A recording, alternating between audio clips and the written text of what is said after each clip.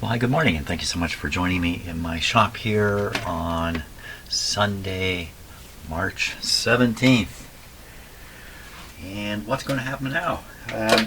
What I'm going to do with this radio today is look at making it Bluetooth capable. Now, this particular radio is quite appropriate for this.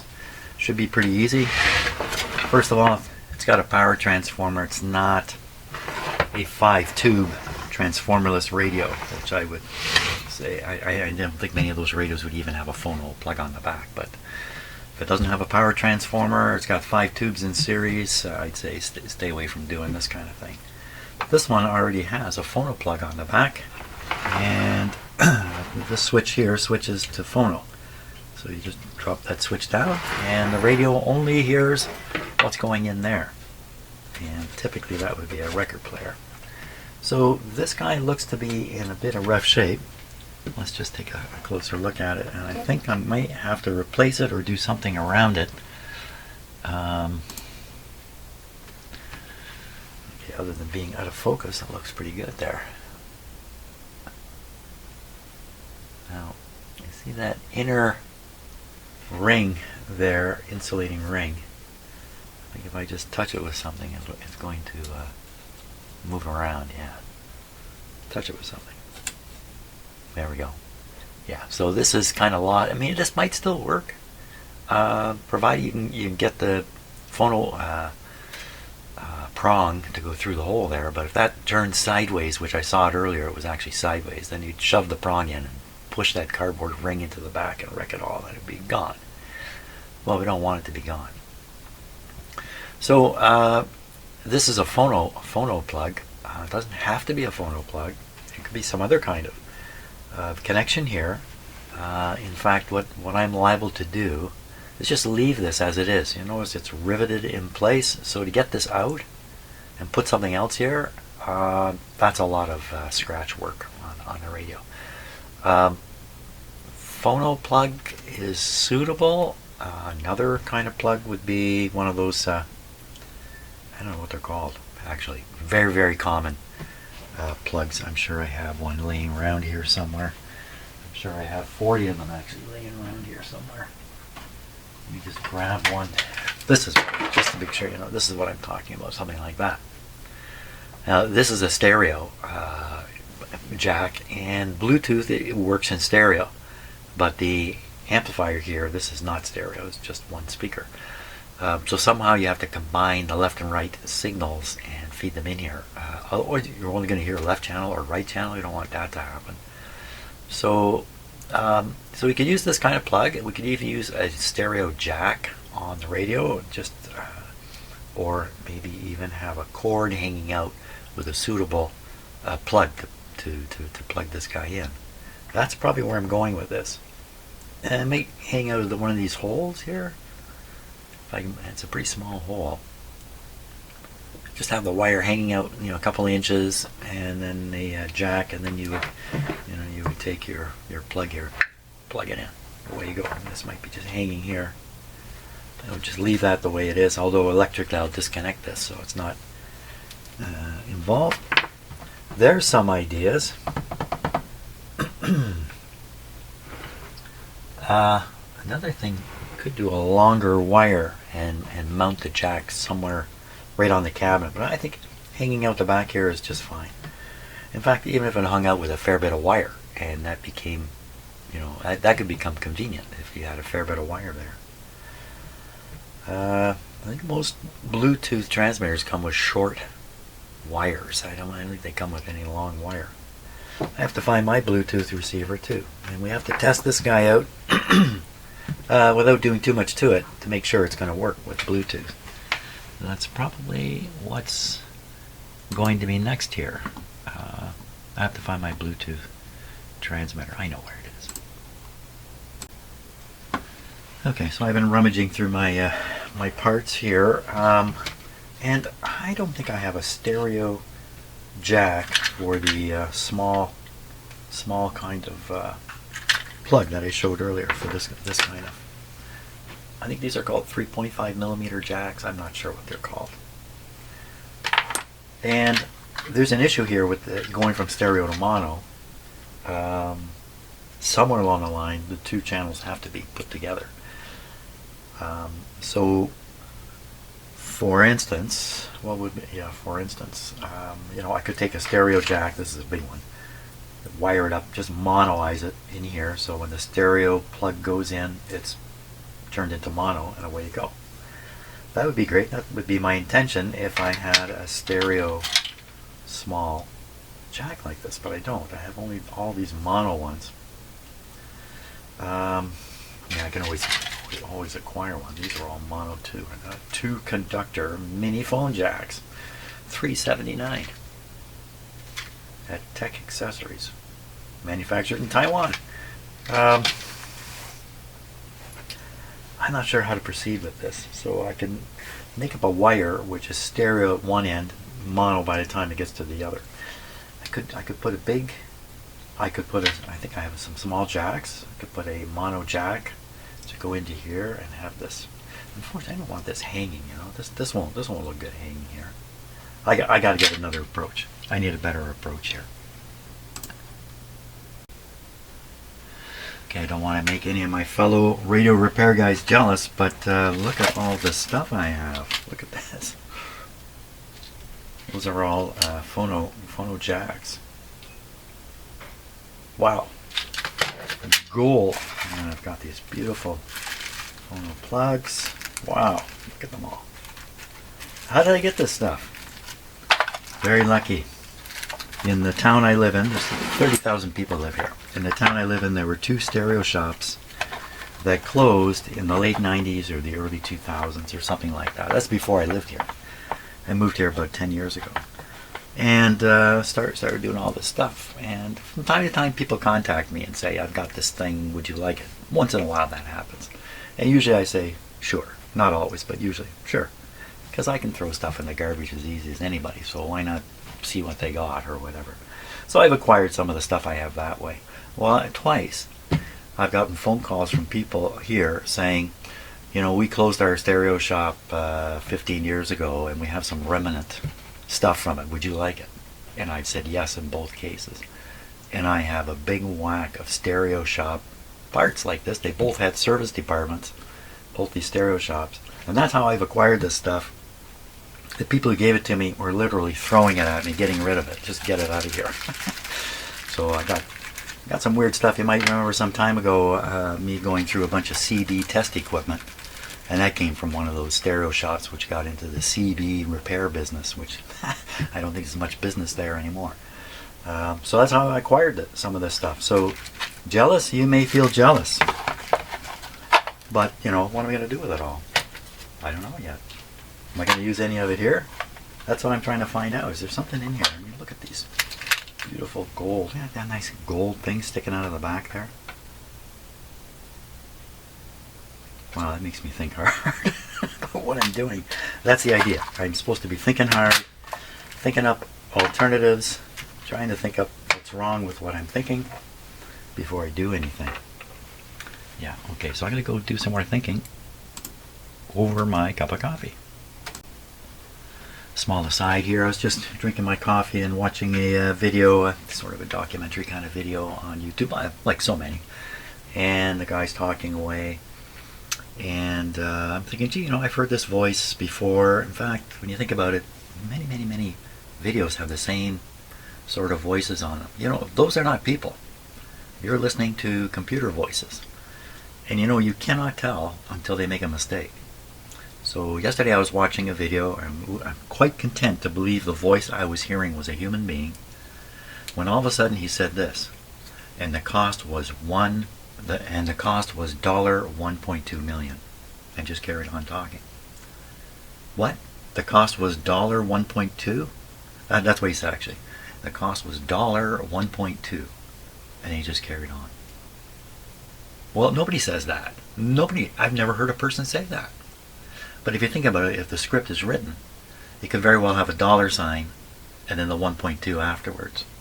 And we would say $1.2 million. But the computer went, $1.2, and carried on. That's when I realized, oh my gosh, I'm being fooled by these fake voices. Now, my voice is not fake. I'm a real guy.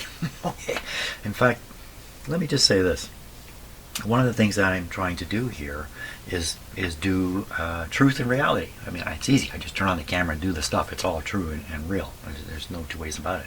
I'm not staging stuff. I'm not doing anything. There's no script, all that kind of stuff. You know that if you watch lots of my videos. You know I'm just winging it in here. The benefit to you as a viewer is you're spending your time watching truth and reality. You're not watching, and is my wife around? I don't want her to hear this. You're not watching people who became adults but still like make-believe, presenting stories that aren't real in sets that are made by carpenters to look like something they're not. It's all fake. Why do we do that as people? Why do we spend our time watching fake stuff? I do too. I like movies. I just watched Oppenheimer the other day. I wasn't terribly impressed by it, actually. But I like movies. Of course, Oppenheimer's a true story, isn't it? But the actors aren't. And what happened in that movie, you know, bit by bit, it's not. None of that's real. That's all actors and sets and all that kind of stuff. Because as human beings, we evolve just like everything else on this planet in a world of reality that we had to deal with. And anything presented to us was part of the world of reality. That's all there was. Nobody showed us a photograph 10,000 years ago. No, we didn't go to theaters and watch movies 10,000 years ago or 100,000 years ago or even much longer, maybe back a million years of evolution, of always seeing the truth. Well, as much as humans can see the truth. So today, when we're presented with an image, like a film, like a movie, and we look at it, our brain cannot save us from getting all the feelings we would have if that movie was real. We shouldn't have any feelings, right? We should be sitting there like our cats. You ever watch a cat or a dog? Most of the time when they look at a screen, they got kind of a blank look on their face because it's a flat screen and they know it. And it's not reality and they know it. We get fooled because we're people. So, there you go. Another speech from me that I shouldn't have made. But I am kind of proud of the fact that I am not faking any of this at all. None of it. None of it at all.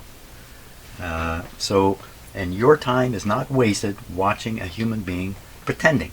You're not watching pretending. Is my wife around? No, she's not. Good, because she loves those soap operas. Anyway, let's get back to the radio now. I think what I need to do really at this stage before I decide, what plug and all that kind of stuff is make sure this is actually going to work. So I want to jury rig the Bluetooth, my Bluetooth receiver. This is actually a receiver and a transmitter. You can make it transmit or you can make it receive. So we'll see if I can make it work because it's too complicated. Look, I have a LED light here. I want to try in the radio too because I think it'll be much better than the one that's in there. Okay, I'm going to set this up so we can experiment with the Bluetooth receiver. What a humorous situation I'm in. So I have my Bluetooth receiver. I have a battery operating it, so it has some, a supply to operate with. It's going. You can see that it's on right there. It says Bluetooth paired. I have my phone. My phone is playing this video.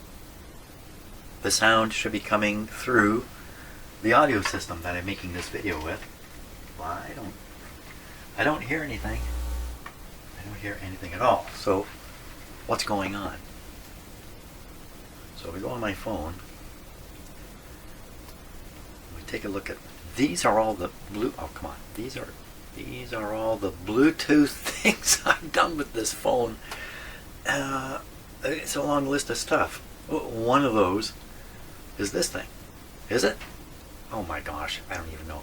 My phone is connected to two things right now. My Apple Watch, which is here, and something called C39S. I don't even know what it is. Here's something else called F9. Erskine Bluetooth adapter. There's three of them, but which one's which? You can't tell. What a mess. That's why I can't make this work right now. See, that's why I like, if they made these things with vacuum tubes in them, they would be easier to use. I don't think there's any doubt of that. Before something gets printed or gets published. An email was just about to go out and there were some problems with it. And we were like, well, we can't send that out. We need to have safeguards. So you know, you make me feel so good inside. Okay, got it working. I had to delete all the Bluetooth connections that I've collected in my phone and identify the one that was this. And I managed to sort it out along with some other sound problems. So what we've got now is evidence that that Bluetooth receiver signals on the end of these cords here. So if I plug this in the back of the radio, well, it's only one channel right now. That's okay for testing. I'm going to test this plug out and see if we just leave it the way it is and get away with it. I better move this phone because the phone will create interference on my videos, the phone transmissions. So, okay, so I got the speaker's plugged in. Let's spin this around here.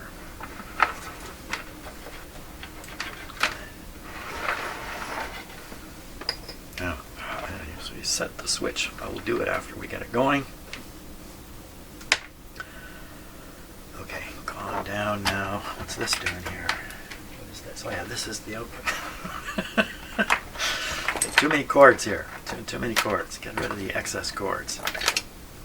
Too much confusion for me. Okay, there we go. Now we want to power this up.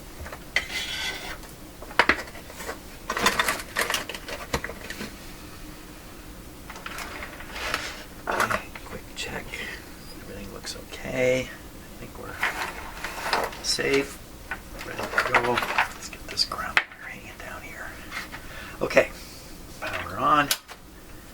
Switches off. Power on. Just for a test to make sure everything makes sense. Yes, power on. There we go. Give it a moment. Do this with a full 115. Ooh, what was that click? They might hear that. I threw this. Ooh, sorry, shut her off. I shut her off. What happened there? Did anybody hear that? There was a little tick and another little tick coming out of here. What was that? You know what? It could have been just an expansion click, you know, if things expanding a bit. I am such a chicken. Okay, well, we didn't see any smoke. No flames, that's for sure. So let's try again. It was probably an expansion click. Finger on the switch here. Okay, we're still operating with the lower supply, 95 volts.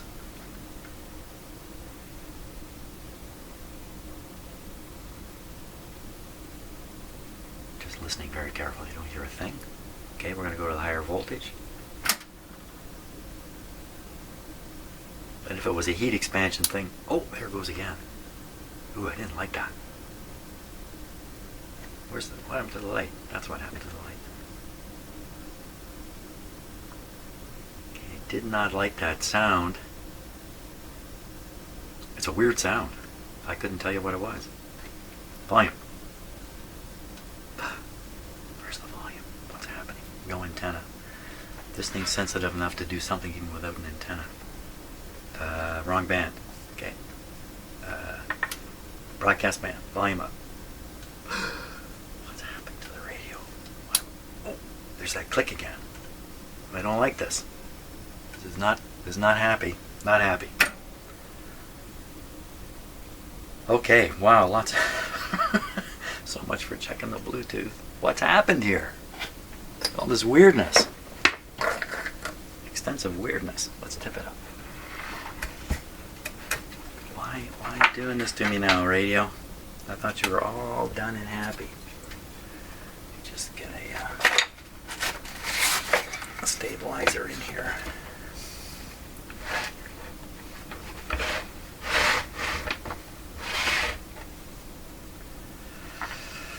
Well, you know, I don't expect to see anything here.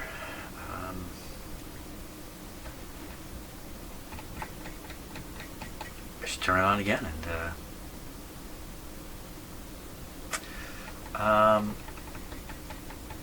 Maybe we should get a voltmeter ready to check for B plus and stuff like that. That'd be a good idea. Something weird is happening here. I don't know what. If the B plus is dropping out, then it's something serious. And, I can't leave the radio operating while I fiddle around. That's why I want to look for something really gross that might be happening.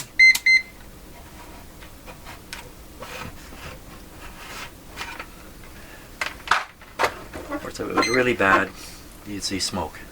We'd see smoke here. Okay, Mr. Radio.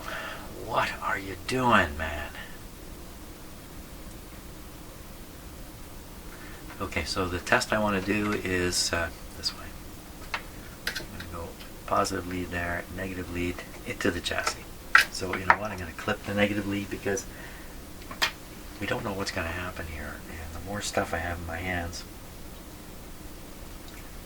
the better off, the worse off I'm going to be. So click that. This is set for 600 volts DC.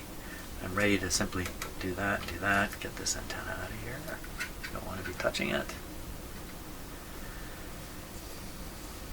Okay, no clue what's going on in here with the ticks. Let's let her rip again. Okay, look right away. 420. Wow, that goes up a lot higher than I expected. Where did all that come from? That should drop down. Still going up. 400. Wow. Lucky I put some big capacitors in here. Like strong. I didn't. Not in this radio. Thinking of another radio. Is it staying up there? You're kidding me, aren't you? I'm running this radio with...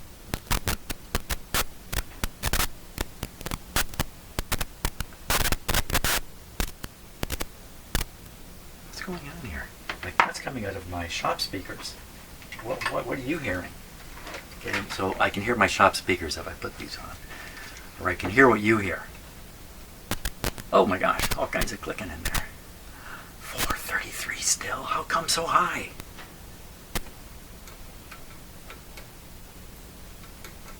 What's happening here? This is high because it's open circuited. The radio's dead because there's nothing getting through. Okay, shut her off.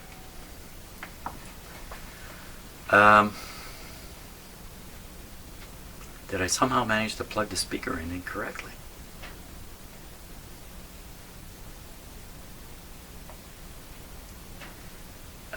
This is not good. So what's happening here is I measure from here, I get 450 volts. From here, I get nothing. What's in between is the field coil of the speaker over here. So electricity is going to go through the field coil, and it's going to show up back here. So I should read like maybe 350 here and 330 here, and 20 volts dropping across the coil. What I'm getting is 450 on here and 0 on there, as if the coil is open. Oh my. And some weird clicking. Some weird clicking. So, what are the chances I've plugged the speaker in incorrectly? It's very low. The speaker plug is designed so you can't do it wrong, but you know, I have skills. So let me just make sure the power's right off here.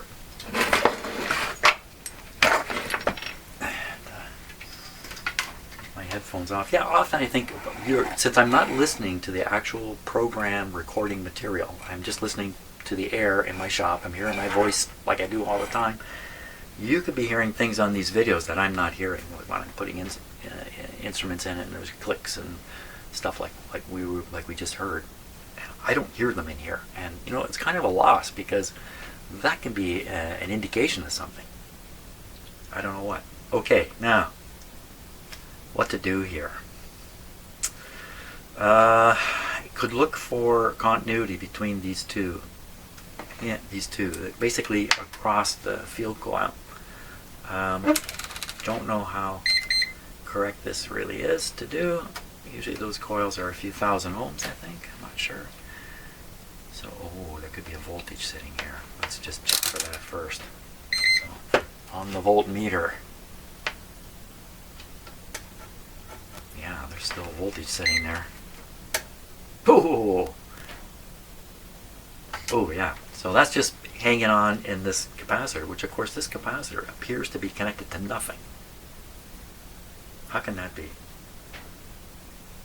How can that be? It's not really connected to nothing. Why isn't this capacitor draining out faster? Like I didn't try an ohm meter reading across that. What about between them? Not sure what that would mean. What about just this one alone? This is the 0. Shows a 0.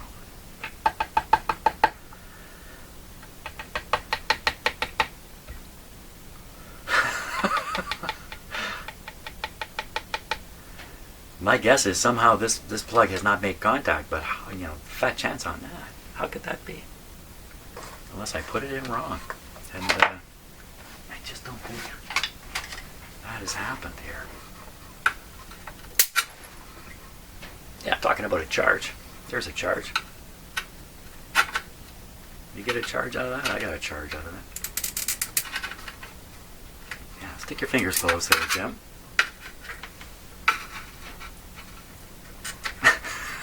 Now I've become chicken. Is there still voltage there?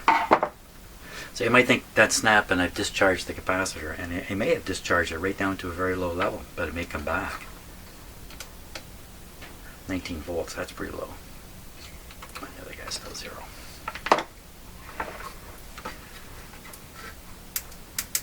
This is pretty hard to get out. Jim, you've probably plugged it in wrong. You probably did that. Oh, that's a really bad thing to do. Is that what I did? So I plugged it. No, I did not. These are the two larger prongs.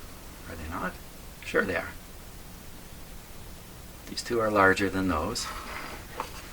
And these two holes are larger than those. I had it in right, because you can't really get it wrong. I mean, there's just no way. You couldn't do it.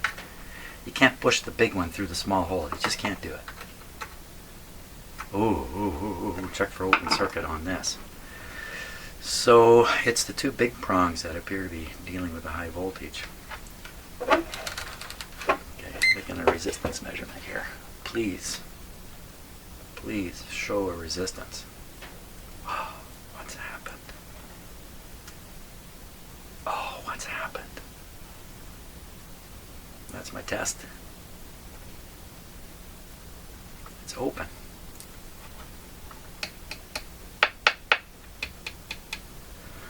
My joints failed. I did a good job on these splices.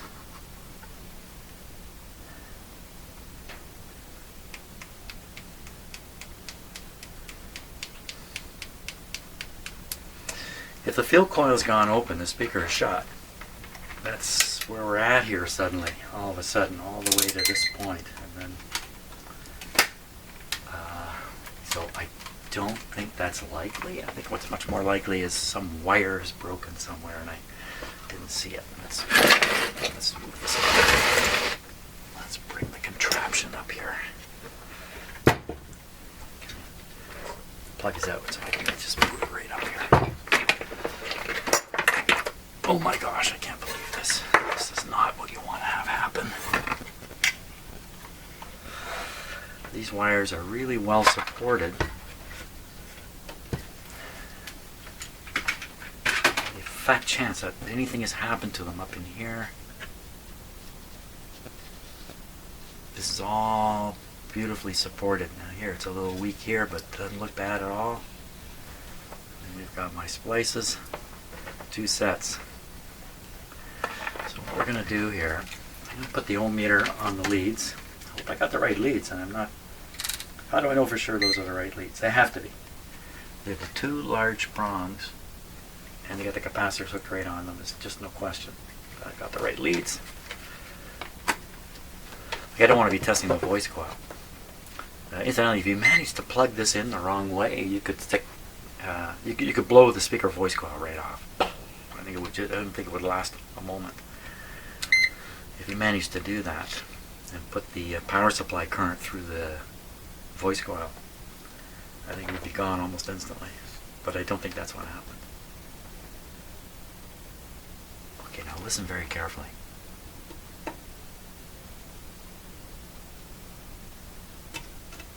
I didn't hear anything.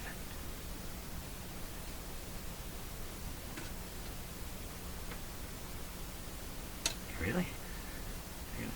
So I'm trying to measure the resistance of the voice coil, which is quite low. There it is. Whew. The nerve-wracking stuff here.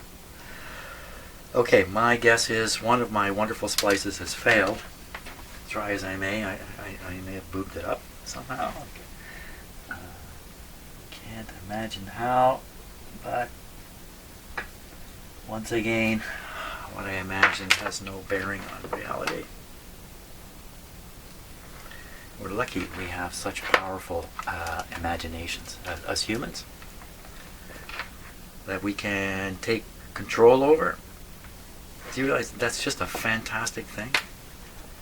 I don't think other animals have so much control over their imaginations. I'm sure they can imagine. You know your pet dreams, you know that. Got basically, mammals got basically the same brain. Should be having very similar experiences. But we have control over our imagination. Okay, now, what I'm hoping, I was hoping this would already be showing a short. Just in case, I'm going to put this up. 60,000 ohms. There's no way this coil is 60,000 ohms. So I'm going to stress each of the joints that I made and watch this meter and just see if it doesn't suddenly show something. This is ridiculous. I can't believe any of these would be bad. So there's nothing happening here. How about this guy?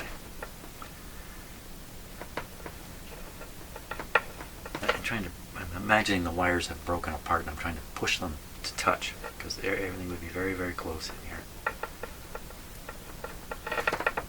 I don't see a thing happening. Oh my gosh. Don't do this. So these other two leads must be the voice coil. There you go.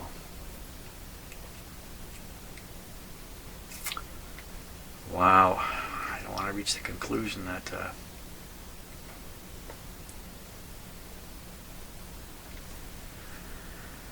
so either it's a minor problem with a wiring thing that's happened I haven't spotted yet, or it's actually a defect right inside this coil. And if that's the case, we're really in hot water here. Because radio's not much good without a speaker. And you need this field coil to operate this radio. Oh my gosh, I can't believe it. We have to take apart each of these splices and examine them. I don't want to do that. Like, I don't want to do unnecessary things, and everything you do, there's a risk of another event taking place, like you're doing something else. Then you got two problems to chase, and that's really tough.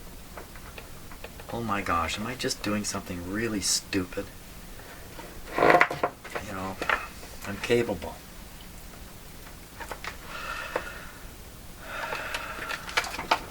Oh my gosh, I can't believe it. How? Oh man, this is not good at all. I gotta go drink some coffee here. Son of a gun. So just putting some coffee in my cup, and I thought part of the picture here is that ticking sound, the tick.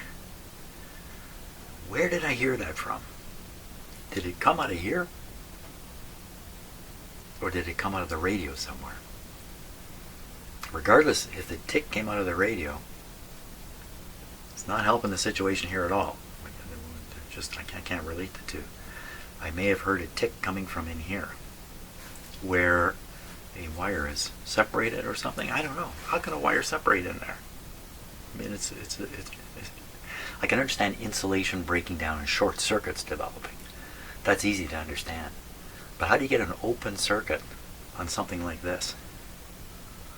Only at a connection, a weakness. there's a connection just under here. These are not the wires that are wrapped around in there. So there must be a connection just under here. I'm going to go and consult my coffee cup. Okay, the situation as I see it is we have indications that there's an open circuit somewhere between here and here. Somewhere between here and here. Could be the splices I made. There's a really good chance of that. Try as I may, I made one poorly, and in moving the speaker around and bending the wires, I've separated the connection. I want to get more certainty on this, so I need to test the coil without going through all these splices. So I've got 2 sewing machine needles. I'm going to drive them into the wire here to through the insulation make contact with the conductor. I'm going to do that right now.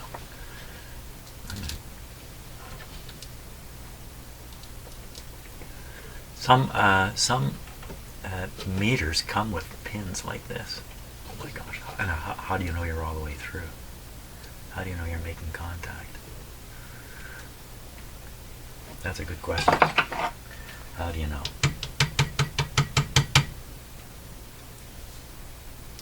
That is a good question. Bang it in right here.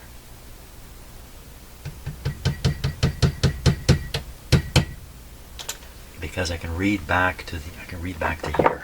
I can read back to the cable end to make sure it's made contact. I thought these would just go right in there, easy as could be.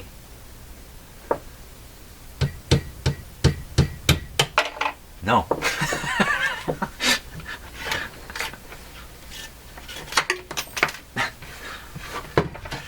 Okay, let me get this set up so it'll work, and then we'll do the test here. And I'm trying to develop a level of certainty here, and I think the way I'm doing it is very uncertain in the end. So I pounded these guys in, but they're really, that's not too bad. This guy's a little weak. I feel like they went right through and hitting the thing. I'm going to clip these clips on. Let's turn on the meter here. What do you show us here? That's still open. Yeah, this just fell right out.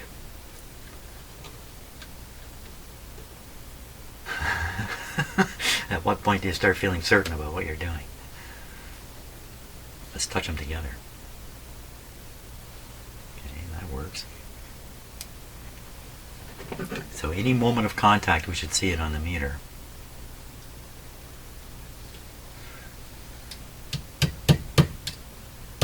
Come on, meter. So it feels like I'm hitting conductor here.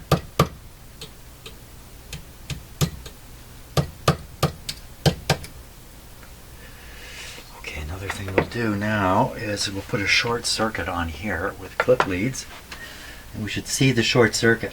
If we see the short circuit, it's pretty much proven that the coil has gone open. That's really bad. I don't like that idea. Okay, so we're putting the short on, putting on the fat pins. Now, do we see the short? Okay, this fell out again. See the short way up here. I have to pound it in. Can we see a short, not the short? No, I missed the wire. I'm going to have a big bare piece here eventually. This is supposed to be a non-destructive way of reaching the conductor, but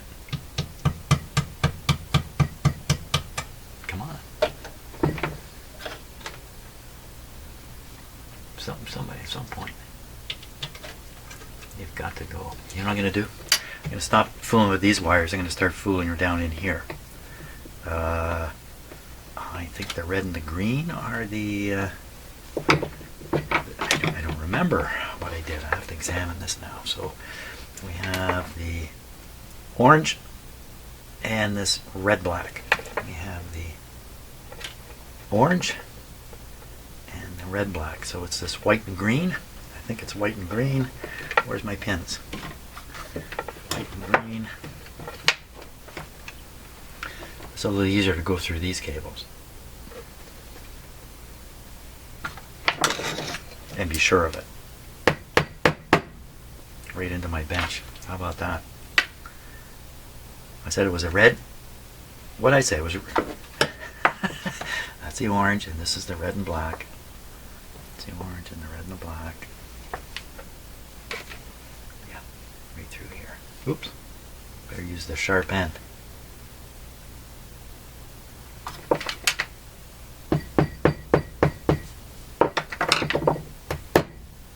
Right into the bench. Oh, I missed the wire entirely. That's no good. Hope my bench isn't conductive. It is a little bit. Yeah. I missed again. Holy smokes. My wife's going to come down and see who's at the door pretty soon. Okay, so I think those made contact. Let's see what happens here. Clip on the meter. Still have the short in place. You see a short. I'm going to release the short here. That's a really bad sign.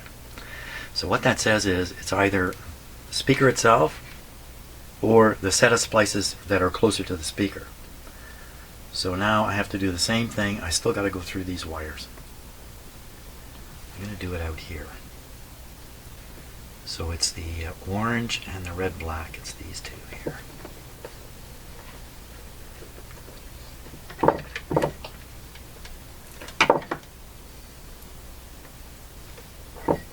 Orange. There's my high school hammer.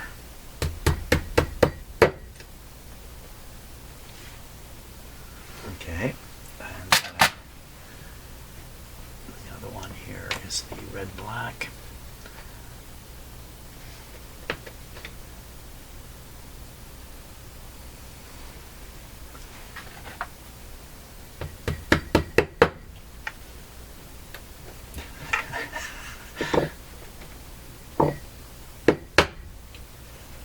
This one just came right out of the wire.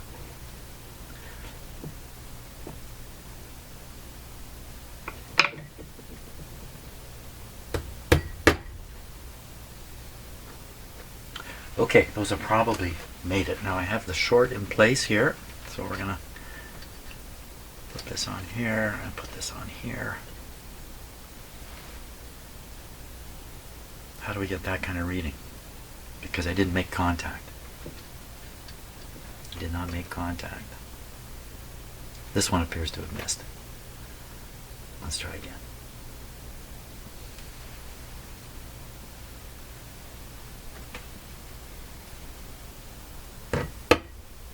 There it goes. You see it? Or did I touch them? I think I touched them. I think I missed the conductor again. Wow, how come it's so hard to hammer a pin right through the middle? Yeah, I think what happened was my hammer actually shorted them briefly. Not even much left of this wire. I've poked it so many times.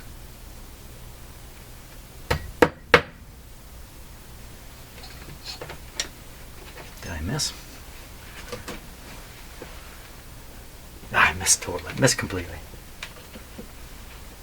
I was watching a show about our brains and how we perceive things and how our brain, how we don't actually perceive our senses in any kind of direct way. It's all being processed by our brain, and our brain is the brain is providing the experiences that we're having. And why am I saying this? Because the story was about a guy who put a nail through his foot and received a lot of emergency treatment because he was in tremendous pain and all this kind of stuff. When they finally got to the hospital, turns out the nail never went through his foot. It missed. It went between his toes. Yet he felt all the pain. So much so he was given medication and everything. Okay, so we're getting nothing here. Now this is a weird situation because either this is going to be shorting these together or this is shorting them together, but I got an open circuit no matter what. How can that possibly happen? So this is not working out here. I keep missing the conductors. I'm going to have to just cut these wires and work directly with them because this ain't working out. You know, that ticking sound could have easily come out of one of these connections.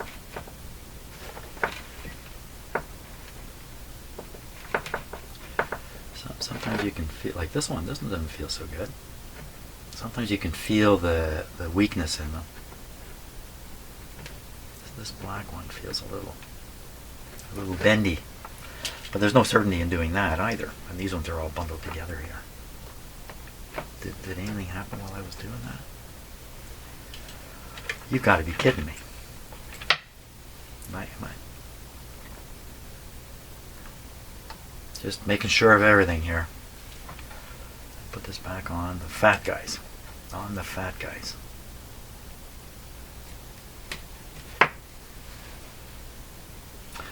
Well, maybe the resistance is higher than 60K. It can't be. That's ridiculous. It can't be. 600,000 ohms. There's no way this is 600,000 ohms. Oh, it says 0. Jim.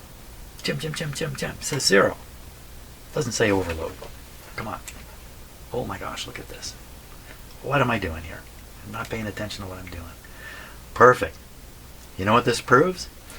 If the meter sees a short with the wires connected in here, and I pull this off and the short goes away, the coil is open. Or there's a break in the wire between here and here, which can't be the case. The coil's gone open. Now the most likely thing it's gone open at connections, and the most likely thing is the connections are right under this piece of cardboard, this piece of paper. If I cut this away, we may be able to see them. Another thing, flexing this may reconnect them. It may reconnect them. It may do something to make them work. I'm watching this meter, that's what I'm doing while I do this. I didn't see anything happen. I'm going to actually try to flex the wires themselves. Just any little momentary thing. You would hope the failure has occurred in the connections here and not right in the coil. If it's right in the coil, the speaker's shot.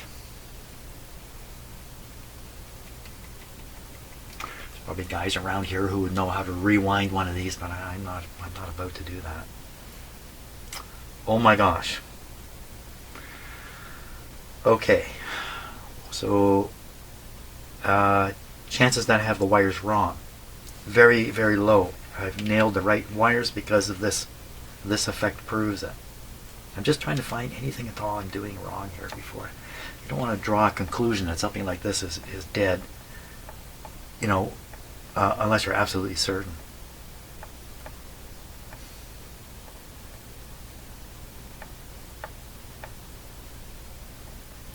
You know, there's something kind of weird about this.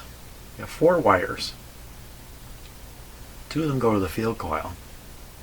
No, there's nothing weird about it. The other 2 will go to... how do I know for sure I'm on the right ones? Because I saw the capacitors in the radio, and they're connected to these pins. So this can't be the wrong connections. And they've driven nails through the correct wires. I can look at them right here and see they match perfectly. And the short circuit test proves it.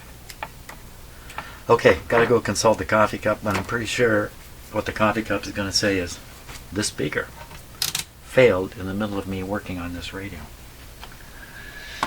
Oh boy. Okay, gave this some thought, and if the speaker coil is shot, there's a chance it's shot in a way that I am not going to be able to fix it. So the speaker may be on its way out. Some other speaker will have to come in. I have a couple speakers, but I have no idea if the transformer that comes with them is appropriate for this radio. I don't. Never looked into this in that kind of detail. So if this is on its way out, I shouldn't worry too much about it at this point and all the work I've done on it. I think what I should probably do is cut the 2 wires that go into the coil and test them again with them cut. If it turns out the coil is good, I can always join the wires back together. No harm, no foul. So I'm going to do that. So I'm going to pull this out. pull these out of here. And now I'm going to be absolutely sure I'm doing the right wires. So can't really see the color there. Ooh, this is just a wrapped piece of metal that's clipping the wires in, but it's a really tough piece of metal. Okay, let's not peel it apart. These wires, they look like they have continuous color. So that would be this red and this black one, and then the other two would be these. Wow, this is hard to twist apart. These two wires are patterned. I thought 3 of them were patterned. Look here.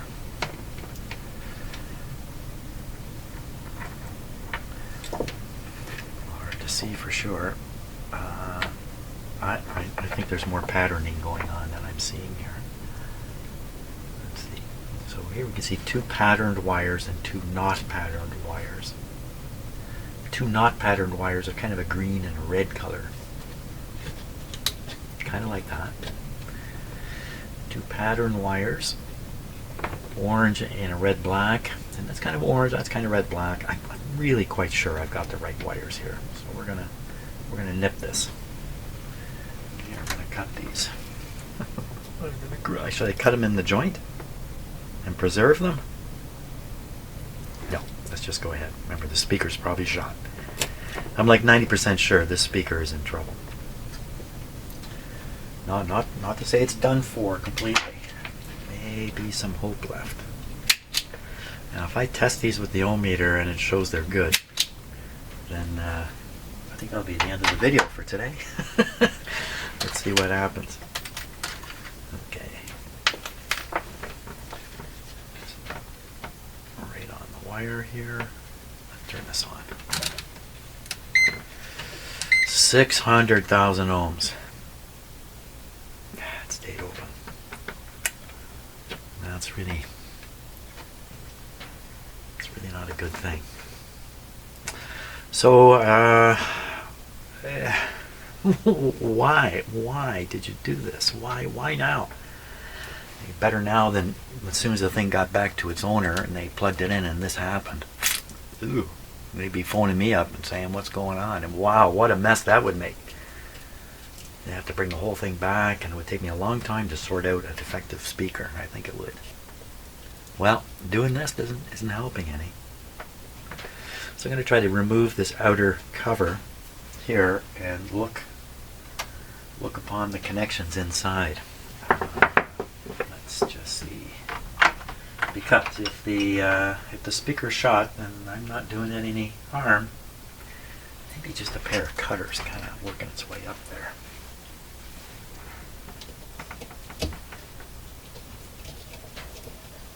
Oh, not much to this. That's why it's all white here. It's actually so if it wasn't ruined before, it'll be ruined after this. This is not going well. Try something like a knife.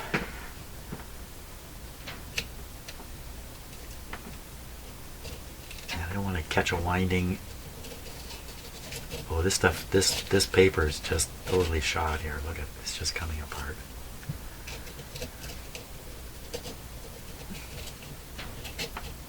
Not coming apart nice and neat though.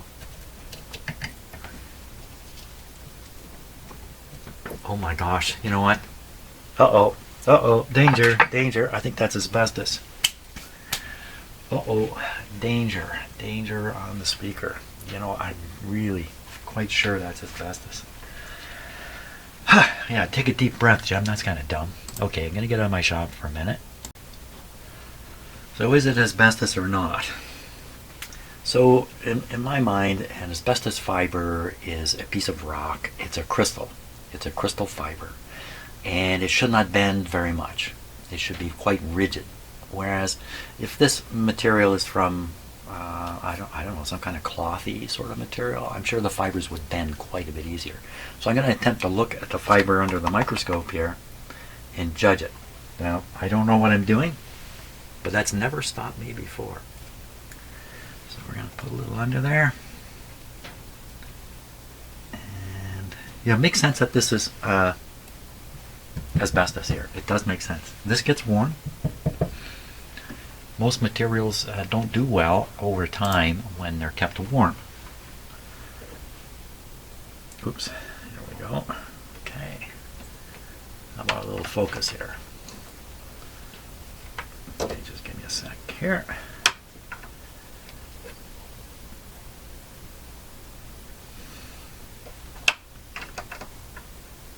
Here we come.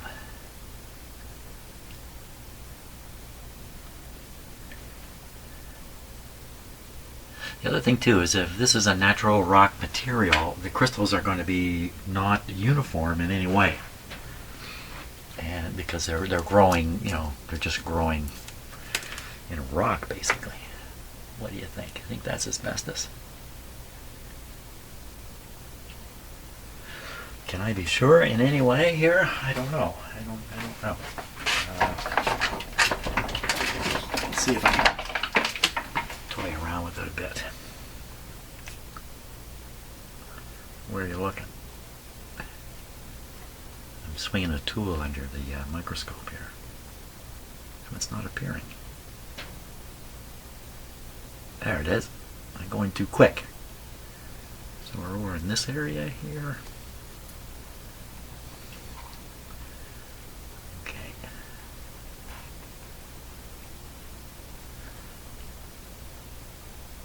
It's not easy to do here.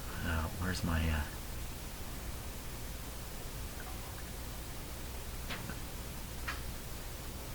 I'm not going to be able to tell by doing this.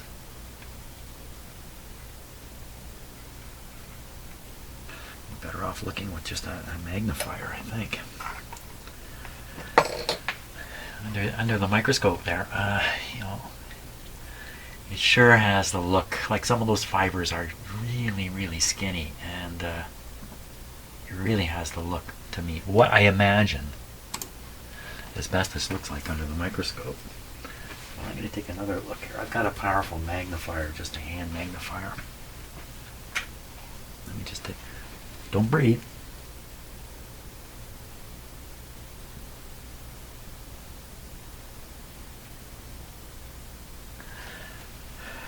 The only conclusion I can reach is that that's asbestos. I think that's the only reasonable conclusion. I mean, so what about it? So what that means is digging further in there. Maybe I should be doing that outside somewhere, because the fibers are going to be going around, you know, floating around. What am I going to get at? What do I hope to do? I hope to find the winding and find the connection broken.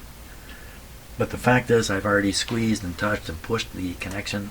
If it were broken, I think I would have got a momentary read on here. Ooh. Just get a little more aggressive here. It's just nothing happening.